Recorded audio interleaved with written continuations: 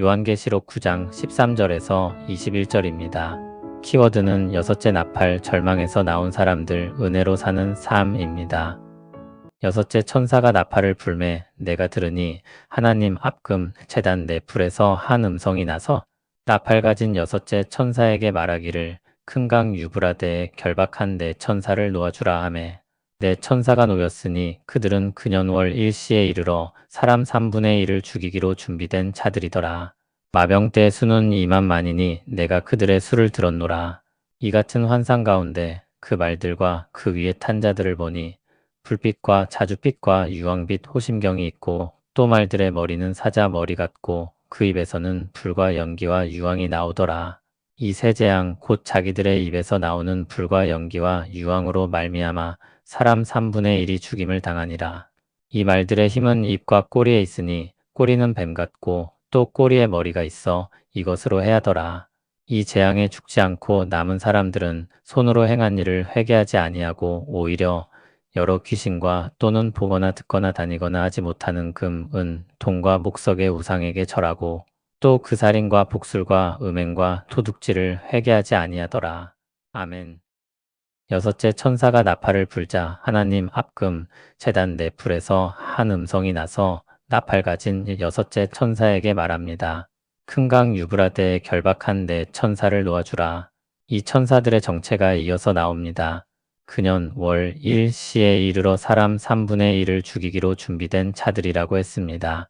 유브라데 강은 아수르와 바벨론과 같은 악한 강대국이 있던 상징성이 있는 땅입니다. 거기로부터 네 천사가 결박되어 있다가 풀려나와서 정한 때 재앙을 일으킵니다. 유브라데 강이나 3분의 1을 죽이는 등의 일을 생각하면 이 천사들은 악한 천사들일 것입니다. 그리고 앞에서 무적행을 열자 나온 것이 악한 영들이었다는 것을 생각하면 이번에도 악한 존재로 보는 것이 자연스럽습니다. 그들을 풀어놓으니 3분의 1의 사람을 죽입니다.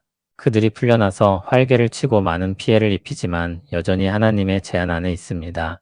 네 천사는 마병대를 동원하는데 그 수가 2만 만즉 2억이나 되는 엄청나게 큰 군대였습니다. 그 말들과 그 위에 탄 자들의 환상을 보는데 불빛, 자주빛, 유황빛 호심경을 갖추고 있고 말들의 머리가 사자 같고 입에서 불과 연기와 유황이 나옵니다. 무시무시한 모습을 한 파괴자들입니다. 그들의 입에서 나오는 불과 연기와 유황으로 사람 3분의 1을 죽입니다. 그 말들의 힘이 입과 꼬리에 있다고 했는데 꼬리는 뱀 같고 또 꼬리에 머리가 있어 그것으로 해합니다. 하나님이 창조하신 아름다운 것들과 달리 아주 기괴하고 비틀린 괴물들입니다. 그런데 그렇게 극심한 재앙 속에서 살아남은 사람들이 나옵니다. 그들이 어떻습니까? 회개하지 아니했고 도리어 여러 귀신과 또는 우상에게 절합니다. 우상은 보거나 듣거나 다니거나 하지 못하는 금이나 은이나 동이나 나무로 만들어진 존재입니다. 생명이 없고 능력이 없습니다. 그러나 회개하지 아니하는 이들은 여전히 귀신과 우상의 목을 메고 있습니다. 그리고 여전히 자신들의 악행, 살인, 복술, 음행, 도둑질을 회개하지 않습니다. 끝까지 자신들의 뜻대로 살아가고 자신들이 원하는 것을 얻고자 하는 것입니다. 거기서 하나님과 그분의 뜻은 제외됩니다. 강력한 재앙이 오지만 그것이 회개의 길이 되지는 못합니다. 하나님의 심판 예고와 종말의 징조들이 있다고 해도 그것 때문에 사람들이 하나님께로 돌아오지 않습니다. 죄악에 있는 사람들은 재난과 고통과 하나님의 경고에서 회개를 배우지 못합니다.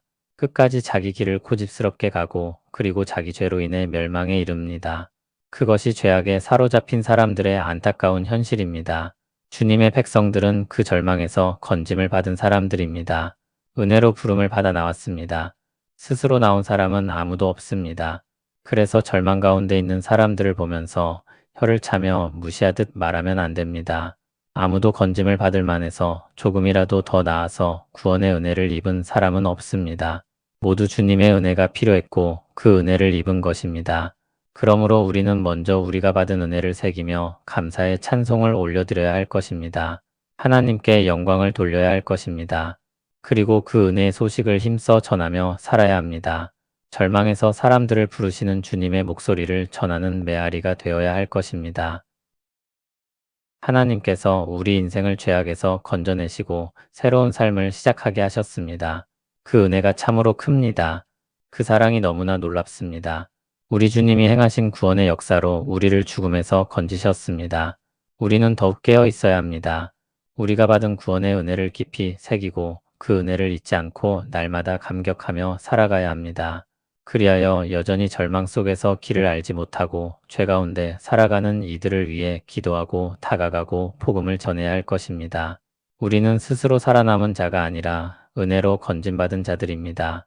그러므로 오늘도 그 은혜를 붙들며 주님의 빛 가운데 살아가기를 힘쓰며 죽음과 어둠에 붙들린 이들을 향해 하나님의 사랑과 생명을 증언하는 자로 살아가야 할 것입니다.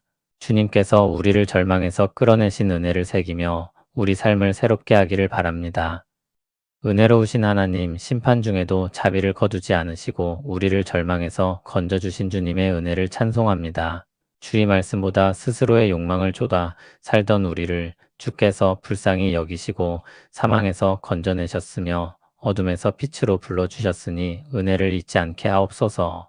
회개하지 못하는 이들을 위해 기도하게 하시고 다가가 복음을 전할 수 있는 용기와 사랑을 주옵소서. 우리를 살리신 주님의 그 사랑으로 오늘도 살게 하시고 그 사랑을 증언하는 삶을 살아가게 하옵소서. 예수님 이름으로 기도합니다. 아멘.